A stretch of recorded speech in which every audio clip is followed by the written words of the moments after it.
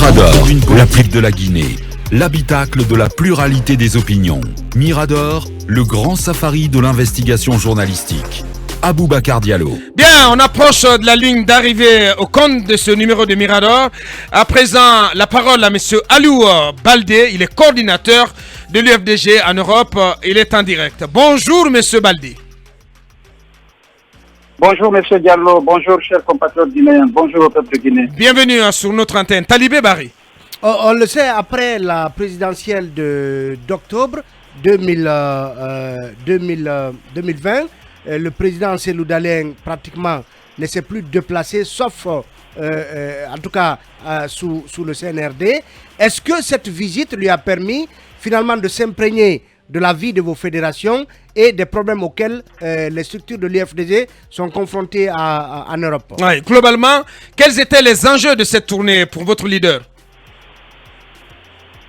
Merci beaucoup, M. Diallo. Comme vous le savez, vous avez été témoin des acharnements et surtout de toutes sortes d'injustices que le président de l'UFDG a subies depuis déjà 11 ans.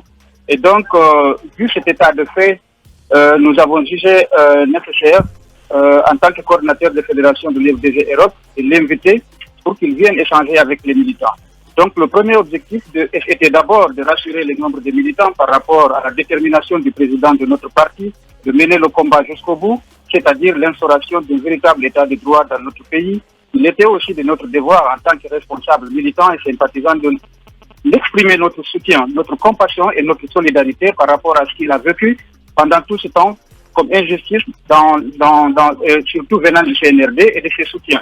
Le deuxième objectif, c'était de rencontrer les responsables des institutions européennes pour leur donner des amples informations sur la situation sociopolitique de la Guinée. Le troisième objectif étant, en tant que vice-président de l'international libéral, il devait rencontrer les membres européens, n'est-ce pas, de cette famille libérale pour échanger avec eux sur un certain nombre de sujets relatifs à la démocratie, le droit, la liberté et aussi en Guinée et aussi dans les autres régions du monde. Ouais. Et bien entendu, le quatrième objectif, c'était bien évidemment la collecte des fonds. Parce que l'IFDG, comme vous le savez, ce sont les militants qui financent les activités du parti et il était donc normal et nécessaire qu'une collecte puisse être organisée à cet effet. Et vous avez collecté combien à l'arrivée quand même, comment tu peux t'accrocher? J'ai toujours dit que c'est le détail qui l'intéresse, Talibé, mais comment est-ce possible? Mais il y a d'autres enjeux qu'il a indiqués ici, monsieur. Est-ce que la récolte financière, la moisson financière a été à la hauteur des attentes du président de l'UFDG? Comme vous le savez, nous venons de terminer la première partie, n'est-ce pas, de cette tournée et on n'a pas encore fait le point. Je vous reviendrai. Bien. Alors, quel est... Je dois vous signaler. Oui. J'imagine que lors de ces différentes rencontres, que ce soit en Italie, en Espagne ou en Belgique, j'imagine que vous qui êtes militant, partisan de l'UFDG, vous avez dû aussi délivrer votre regard sur tout ce que vous avez appelé injustice subie par votre leader, notamment depuis l'avènement du CNRD. Quel a été le discours qui a été le vôtre à l'occasion de sa tournée chez vous?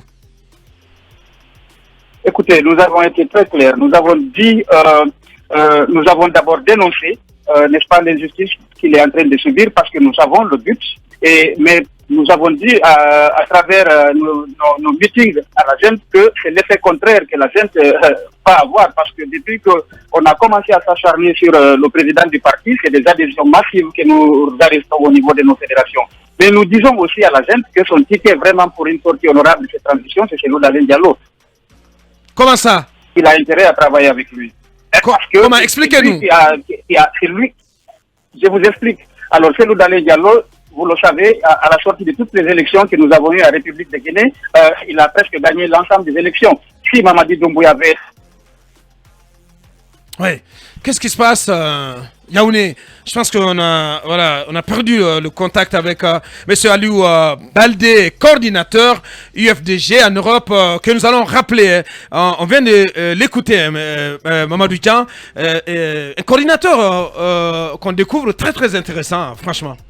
Oh, il était passé ici au fil de la transition. Ah, il est très très intéressant, mais c'est très intéressant que je découvre. Allez-y, ouais. Oui, ça démontre que le parti de Cellou a du ressort Ouais. et son niveau, Du potentiel humain. Du potentiel humain, c'est tout à fait un acquis dans cette course à la présidentielle qui s'annonce parce que le président de l'UFDG figure parmi les favoris, le ticket.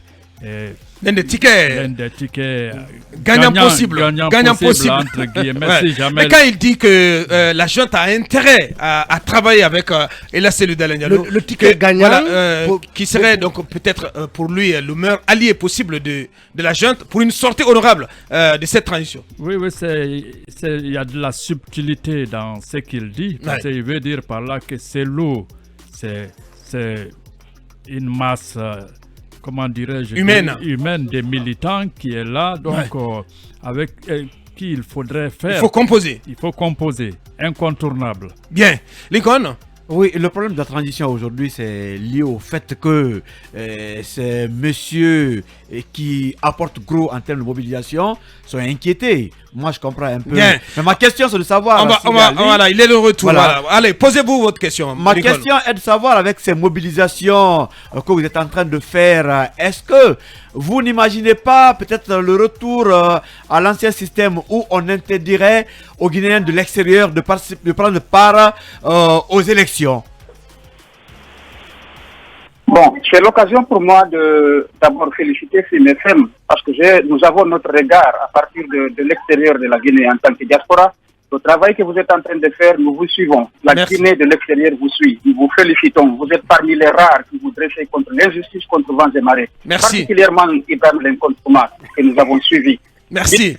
Et vous avez des amoureux dans le continent européen. Merci, sincèrement. Et vous faites notre fierté. Merci. Et d'ailleurs, tous nos enfants aujourd'hui connaissent votre générique quand vous commencez votre émission. Ouh là là. Super. Merci vraiment. Côté, ouais. De l'autre côté, je voudrais vous dire que nous ne sommes pas du tout inquiets parce que nous sommes prêts à mener ce combat. Le but justement de cette tournée-là, c'était pour que les militants comprennent exactement la position du président du parti.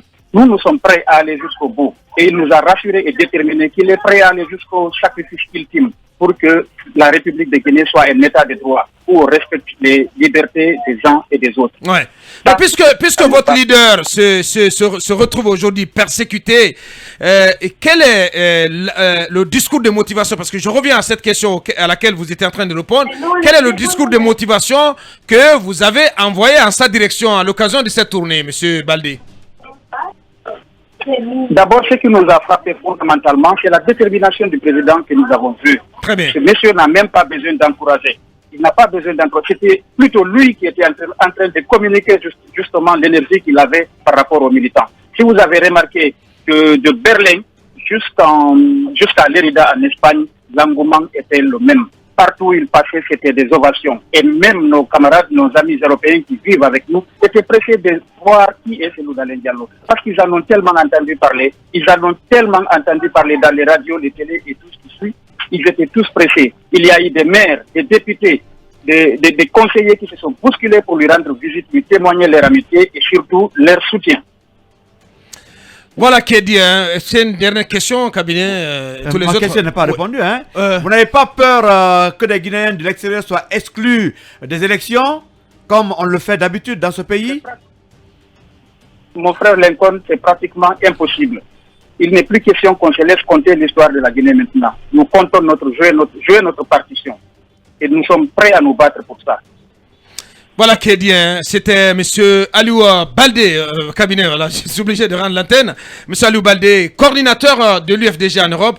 Il explique à vous dire merci M. Baldé, merci pour cette première chez Mirador, voilà, qui a été très très intéressante par endroit, il faut le dire. Merci à vous tous qui nous avez suivis un peu partout aux quatre coins du monde. Grand merci à Yaoundé, à toutes nos équipes en régie, à la transmission, Ibrahim Silla, a assuré le live streaming en lieu et place, voilà, de son boss. Merci de l'attention ou que vous nous avez suivis. Derrière nous, c'est d'intégrer avec l'équipe de Ousmane Tolo. Et puis, ça sera les infos Film Midi, le journal de la mi-journée sur Film FM. Et derrière, ce sera les jeux avec Ravel Sovogui. Puis, le grand virage avec Ibrahim Khalil ou avec Mohamed Ali Bangoula. Voilà, c'est une partie du programme de la journée qui vous attend sur 95.3 à l'Abi, notamment. Merci. Voilà, nos excuses à Seko Kounono. Ce sera pour demain. Au revoir et à demain. Mirador, la grande messe de l'investigation journalistique, la plus grande tribune politique de la Guinée. Avec Aboubacar Diallo, Talibé Bari, Mamadou Ouri Diallo, Akoumba Diallo, Kabine Fofana, Mohamed Kaba, Ibrahima Lincoln Souma, Mamadou Diambaldé.